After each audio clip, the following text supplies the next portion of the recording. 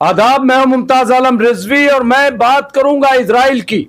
जी हां, आज इजराइल पर बड़ा हमला किया गया और इलाद पोर्ट पर अंसारुल्लाह लाहौती की तरफ से बड़ा अटैक किया गया, बड़ा हमला किया गया है। और इस तरह अगर हम देखें तो पूरी जंग जो है वो जारी है, लड़ाई जारी है। एक तरफ जहां इजराइल पूरे गजा में कब्जा करने की कोशिश कर रहा है, बार बार वहां पे हमले कर रहा है, हाई राइज बिल्डिंगों को बमों से उड़ा रहा है, वहां के लोगों को मार रहा है।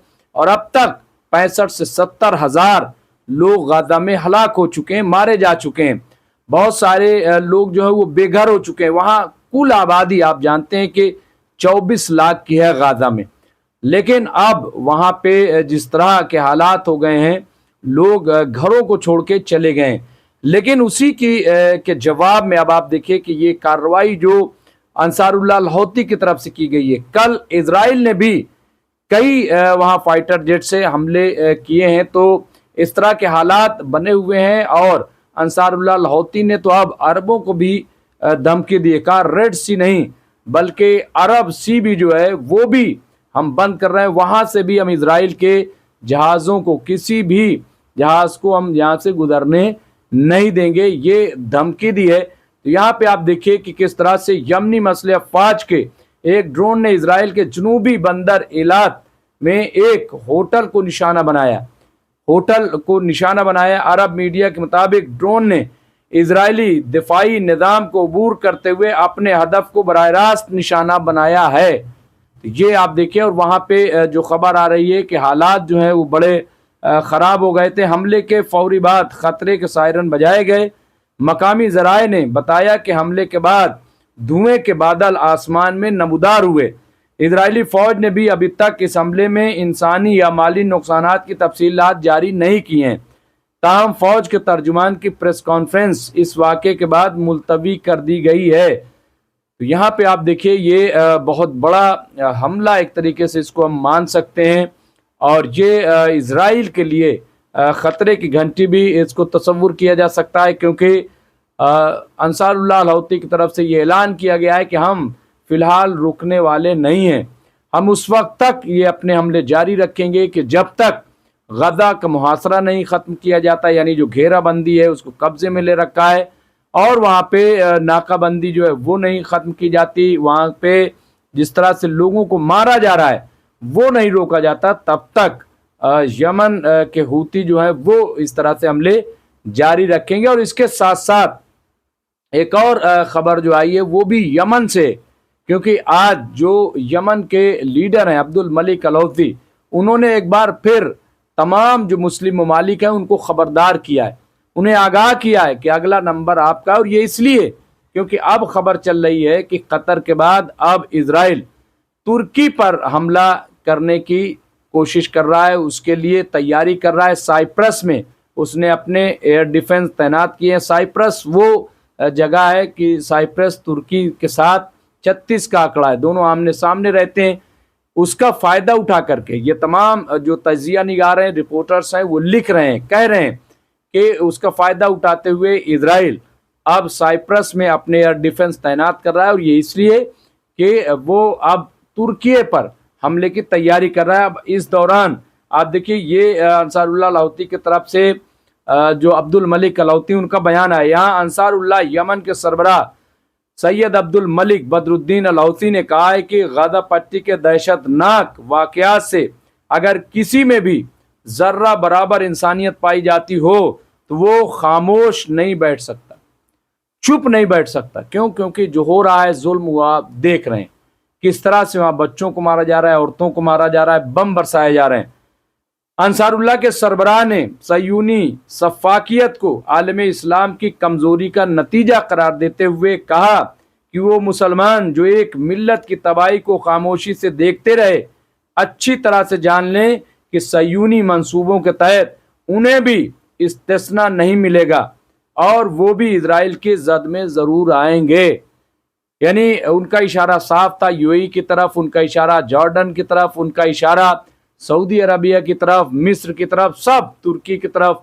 ये जो खामोश बैठे हैं तो ये ना समझे कि उनका नंबर नहीं आएगा, वो भी इनकी जद में आएंगे, इनका नंबर ज़रूर आएगा। और ये पहली बार عبد الملک الحوثی کی طرف سے بیان نہیں دیا گیا، بلکہ اس سے پہلے بھی اس طرح کی بات جو ہے، اس طرح کے بیانات ان کی طرف سے آتے رہے ہیں، اور یہ بات اس وقت اور بڑی سچ معلوم ہونے لگی کہ جب قطر پر اٹیک ہوا، جب دوحہ پر اسرائیل نے اٹیک کیا۔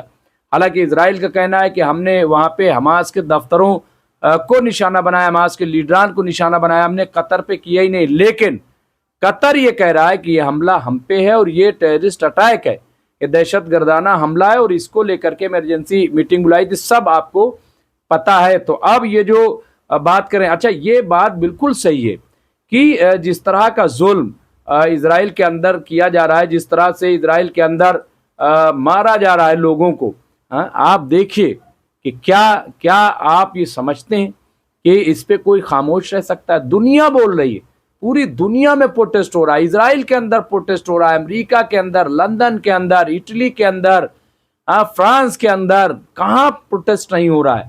ہر جگہ پروٹیسٹ ہو رہا ہے، لیکن نہیں کوئی جاگ رہا ہے۔ تو یہ عرب جس کی طرف انہوں نے اشارہ کیا ہے، یہاں پہ کہا کہ انصار اللہ یمن کے سربراہ نے زور دے کر کہا ہے کہ صہیونی حکومت نے گزشتہ چند مہینے کے دوران متعدد اسلامی اور عرب ممالک کو نشانہ بنایا، اور اب شام کے بعد اردن کو سنجیدہ خطرہ لاحق ہو گیا ہے، یعنی سیریا کو بھی نشانہ بنا رہے ہیں۔ سب آپ جانتے ہیں کس طرح سے سیریا کو تباہ کیا گیا ہے، یمن پہ اٹیک، لبنان پہ اٹیک، قطر پہ اٹیک، ایران پہ اٹیک، اب کہہ رہے ہیں کہ اردن پر بھی خطرہ لاحق ہو گیا ہے، خطرہ پیدا ہو گیا ہے۔ سید عبد الملک بدر الدین الحوثی نے دوحہ میں عرب اسلامی اجلاس کے حسب توقع کمزور نتیجے پر تنقید کرتے ہوئے کہا کہ اس کمزور نتیجے کی وجہ سے صہیونی حکومت کی جرت میں اضافہ ہو گیا ہے، اور اب قطر کے علاقہ خلیج فارس تعاون کونسل کے دیگر ملکوں حتیٰ کہ دیگر عرب اور اسلامی ممالک صہیونی جارحیت کا شکار بن سکتے ہیں۔ کہا یہ جو اجلاس ہوا یہ ظاہر ہے کہ کامیاب نہیں مانا جائے گا، یہ اجلاس ناکام تھا، کسی نتیجے پر کوئی نہیں پہنچا، اور اس کی وجہ سے اب اسرائیل کے حوصلے اور بلند ہو گئے، اور اس کا نتیجہ یہ ہے کہ اب کئی ملک اور اسرائیل کا شکار ہوں گے، کیونکہ اس کو سمجھ میں آ گیا کہ یہ تو کچھ کر ہی نہیں سکتے۔ جب قطر پہ اٹیک ہوا اور قطر کچھ نہیں کر رہا ہے تو ظاہر ہے کہ باقی لوگ کیسے کریں گے، کیا کریں گے؟ تو یہ بیان جو ہے وہ انصار اللہ الحوثی کے سربراہ کی طرف سے آیا۔ انہوں نے مزید کیا کہا؟ انہوں نے کہا کہ ان عرب اور اسلامی ملکوں میں امریکی اڈوں کی موجودگی نے بھی انہیں اسرائیلی حملوں کے مقابلے میں محفوظ نہیں بنایا، بلکہ اسرائیلی دشمن امریکی فوجی اڈوں کو اپنے حملوں کے لیے مفید سمجھتا ہے۔ یہ ان کا صاف صاف کہنا دیکھیے کہ یہ جو امریکہ کے فوجی اڈے ہیں یہ کسی مسلم ملک کے نہیں، عرب کی حفاظت کے لیے نہیں ہے، بلکہ یہ حملے میں تعاون کرنے کے لیے، کہ اسرائیل جہاں بھی حملہ کرے یا اسرائیل پہ کوئی کرے تو اس کے ڈیفنس کے لیے ہیں، یعنی اسرائیل اور امریکہ ڈیفنس کے لیے ہیں، یہ عربوں کے ڈیفنس کے لیے نہیں ہے، اور اسی لیے ان کا کانفیڈنس بڑھا ہوا ہے۔ آپ دیکھیے کہ جارڈن میں اڈا بنا ہوا ہے، قطر میں اڈا ہے، سعودی عرب میں اڈا ہے، یو اے ای میں اڈا ہے، ہر جگہ آپ جو ہے وہ دیکھ لیجیے، اور اس کا پورا فائدہ 40 مقامات پر اس طرح کے فوجی اڈے ہیں، اور سب سے بڑا تو قطر میں تھا جہاں 10,000 کا لشکر ہے، فوج ہے۔ تو یہ تمام چیزیں آپ دیکھیے۔ اس کے علاوہ اور کیا کہا ہے انہوں نے، یہ بات جو کہی ہے، اس کے علاوہ انہوں نے یہ سوال اٹھایا کہ یورپی ممالک اپنے اجلاس میں یوکرین کو اربوں ڈالر پر مشتمل ہتھیار اور وسائل دیتے ہیں، تو دوحہ اجلاس میں فلسطینی عوام کی کھل کر حمایت کا کیوں اعلان نہیں کیا گیا؟ یعنی ڈرنے کی کیا ضرورت ہے؟ یوکرین کو تو پیسہ دیا جا رہا ہے اس کی مدد کے لیے، تو پھر غزہ کی مدد کے لیے پیسے کیوں نہیں دیے جا رہے ہیں؟ غزہ کی مدد کے لیے لوگ کھل کر کیوں نہیں آ رہے ہیں؟ کیوں ڈرے ہوئے ہیں؟ کیوں اتنا سہمے ہوئے ہیں؟ جب یورپی ممالک یوکرین کی مدد کر سکتے ہیں تو مسلم ممالک فلسطین کی مدد کیوں نہیں کر سکتے؟ فلسطین بھی تو OIC کا حصہ ہے، فلسطین تو عرب کا ایک حصہ ہے، تو یہ عرب کی مدد کیوں نہیں کر رہے ہیں؟ یہ ان کا کہنا، اور میں سمجھتا ہوں کہ یہ بہت اہم بات ہے، بہت بڑی بات ہے یہاں پہ جو کہی گئی ہے۔ تو یہ اب اس کا کتنا اثر پڑے گا، لیکن یہ پہلی بار نہیں ہے جب انصار اللہ الحوثی کی طرف سے اس طرح کا بیان دیا گیا، عبد الملک نے دیا ہے، पहले भी इस तरह के बयानात आते रहे, लेकिन अरबों के सर पर जूं नहीं रेंगती। अब वो क्यों डरे हुए, क्या आप कहा तो जा रहा है नई नई पॉलिसी बन रही है, ऐसा कुछ भी कम से कम दिखाई नहीं दे रहा। और ख़ास तौर से जब गजा में लोग मारे जा रहे हैं, वहाँ पे कोई रोक नहीं लगी है, तो फिर इसको क्या माना जाए। अब ये बात अलग है कि हमास भी लड़ रही, हमास ने कल भी बहुत अटैक किए, वहाँ पे 1 दर्जन के करीब इजरायली फौजी मारे गए, हाँ बड़े अटैक, वो सब ठीक है, लेकिन जिस तरह से कत्लेआम आम लोगों का हो रहा है गाजा में, उस पर रोक कब लगेगी और कैसे लगेगी। अब यहाँ एक और बड़ी इंपॉर्टेंट खबर है, वो अमेरिका से। अमेरिकी शहर न्यूयॉर्क में दसियों फिलिस्तीन के हामियों ने अक़वाम मुत्तहिदा के हेडक्वार्टर के सामने जमा होकर सह्यूनी वज़ीर आज़म बेंजामिन नेतन्याहू की यूएन जनरल असेंबली में शिरकत के खिलाफ मुजाहिरा किया। और क्या कहा, देखिए, अक़वाम मुत्तहिदा के जनरल असेंबली 2025 का इजलास 23 सितंबर को शुरू होने जा रहा है। इसी इजलास के पेश नज़र फ़िलिस्तीन के हामी दसियों अमरीकी बाशिंदे अक़वाम मुत्तहिदा हेडक्वार्टर के यानी यूएनओ के सामने जमा हुए, जिन्होंने नेतन्याहू और सह्यूनियत के खिलाफ प्ले कार्ड्स उठा रखे थे। प्ले कार्ड्स पर लिखा था, यहूदियत सह्यूनियत नहीं है, यहूदियत इजराइल की रियासत और इसके वहशियाना जराइम की मजम्मत करती है। ये कहा कि सह्यूनियत और यहूदियत में फ़र्क है, जो यहूदियत है वो सह्यूनियत नहीं है। मुजाहिरीन ने शीन ऑफ नेतन्याहू, शीन ऑन बीबी के नारे भी लगाए।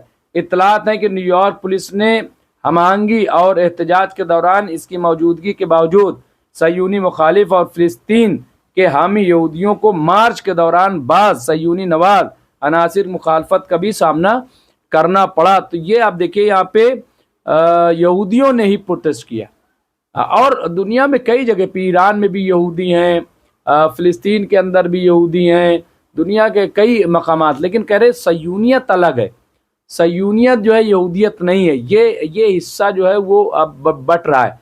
और अमेरिका में भी आप देखिए कि किस तरह से तकसीम हो रही है। एक ग्रुप वो है जो नहीं चाहता कि गजा पे कत्ल व गारत गरी हो, एक ग्रुप वो है जो अब भी नेतन्याहू के साथ खड़ा है। और ये रिपब्लिकन की बात कर रहा हूँ, रिपब्लिकन पार्टी में भी 2 हिस्से होते नज़र आ रहे हैं, ऐसी रिपोर्टें, ऐसा तज्जिया लोग कर रहे हैं। तो ये पूरी सूरत हाल आप देखिए कि यहाँ पे है। तो बहरहाल जंग जो है अगर देखा जाए तो अभी भी उसी मकाम पे कायम है, और 7 अक्टूबर से पहले ऐसा लग रहा है कि कुछ बड़ा होगा, लेकिन क्या होगा, कैसे होगा, हम सब देखेंगे। जो भी होगा हम आपको अपडेट करते रहेंगे। देखते रहे एमएमसी न्यूज़ इंडिया। बहुत बहुत शुक्रिया।